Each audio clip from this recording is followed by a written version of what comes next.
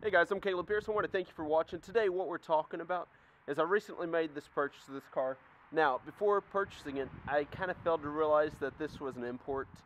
And with an import, some problems that you can have is that sometimes our American license plates don't exactly fit in the spot very good. So what I had to do is I had to take a tape measure in here. Now, cool thing is it does give more of that European long license plate. I did not check local zoning, but this does get the license plate on the front, which is, from my understanding, what is a major part of it. Also, it will show Ohio. It will show the local county. So it's going to have all pertinent information, including my license plate number. But what I'm going to have to do is I went ahead and measured how big of an area that I have to do. So I need to actually cut right here, and then I need to cut the bottom barely off too. And then it's going to have to go right in that little itty-bitty space there. So what I'm going to use for this is a reciprocating saw with a metal blade. I'm going to fasten this down. You guys will be able to see it, but it'll be pretty cool. And always, you want to use ear protection, eye protection, protection for yourself. Thank you guys for watching, and hand protection. We'll go to this next part.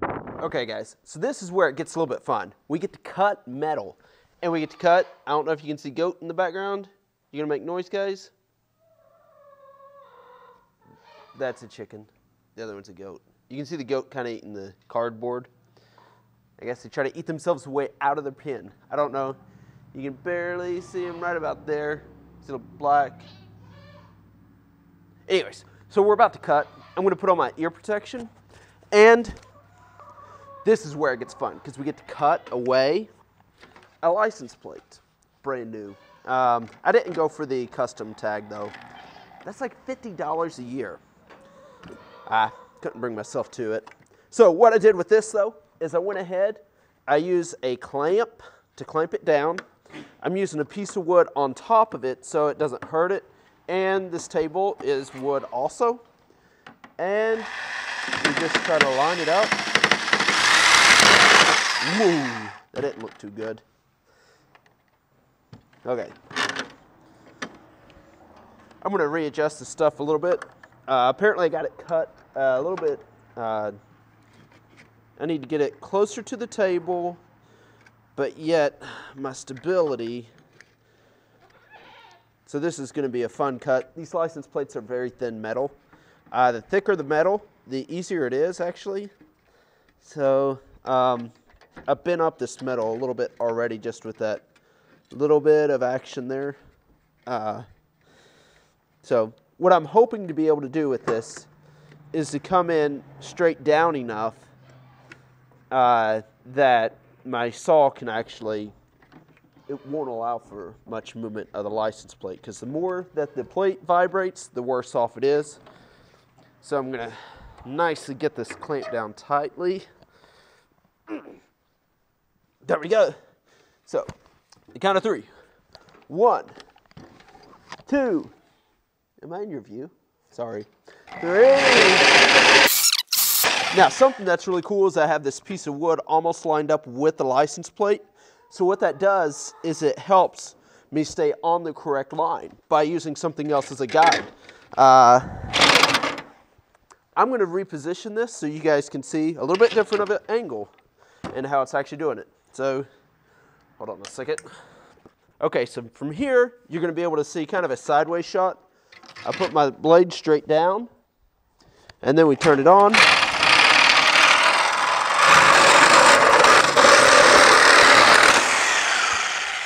Oh boy. Now, something you guys might be able to tell right here is, let me take you off. Something that you guys might be able to see right in that little section right here is that I got off my line. Uh-oh. And I noticed that it's the further away I get away from this wood and my bracket that I'm more likely to mess up. So I'm going to move the bracket down, and we're going to redo this.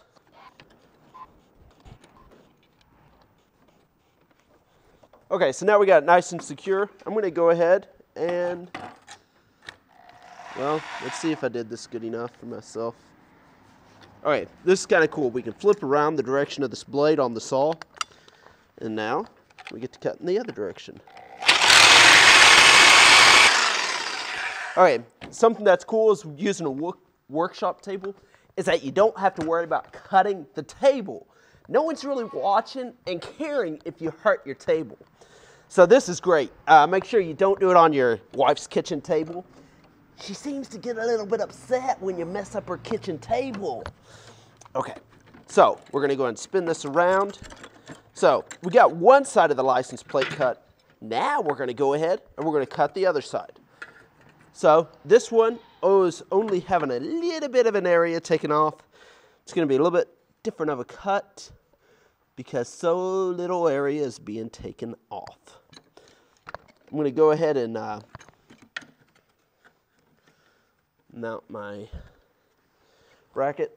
So this bracket may be overkill, but something that's nice about getting brackets like this, even though they are overkill sometimes, is that when you need something big, you already have it. Having something big is actually a big key to stuff. Yeah, it's very easy in times in life to try to save money and buy the wrong thing. Of course, on the flip side, we can overspend money and still have the wrong thing.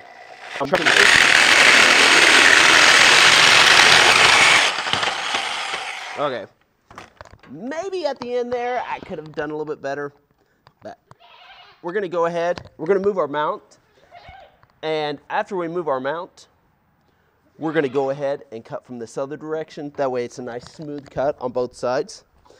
And the way I'm moving the mount is just gonna undo it a little bit. Now we tighten it back down. We're gonna flip the blade back into the other direction. When you're doing a whole lot of cutting, you cannot touch this blade. It gets really hot. But I'm just cutting with something that's super thin and just a little bit of it. Now, if I was actually gonna have this in an area that people could touch, I would actually have to go ahead and sand this down, but I'm not that type of guy. Care about my car, my paint, not that much. Cool car though. Okay, so here we go, let's go back to the car. Okay, so you guys got me. I may say I might not care about something, but in the end I really do. I found some electrical tape, which I think will do good on this. What the concept is, we're gonna go and slip that right in there. I'm going to use zip ties to hold it firm, and so you guys get to watch me do this. The camera's at a high position. It's the lowest the tripod goes. Okay, so thanks for watching. So what I'm going to do is it kind of has this little stitching stuff or something back here. I'm just going to kind of slip the zip tie through it, and come on, little zip tie. It helps if you talk to the zip ties. They listen to you, believe it or not. They might not know what you're talking about, but they're listening. So zip ties are typically straight. You can just simply go like that, pinch it a little bit, gives it a little bit of bend, and it works out a little bit better on making those angles.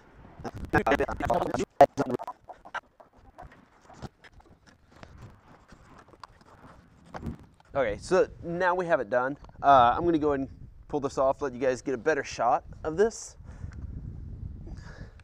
So here's kind of what it looks like. Not exactly totally pleased about it, but it does get the job done. The license plate stays. I might get those firm. I'll probably cut these little tabs later on. You can always cut them off. And it gets it to where it's legal. So we have a winning situation, but whatever. So thank you guys for watching, and this has been a tutorial on how to cut down your license plate if it needs to be in a spot that the original manufacturer just did not allocate a spot for on the car. So sometimes you're going to have that with the imports. Thank you guys for watching. Caleb Pierce.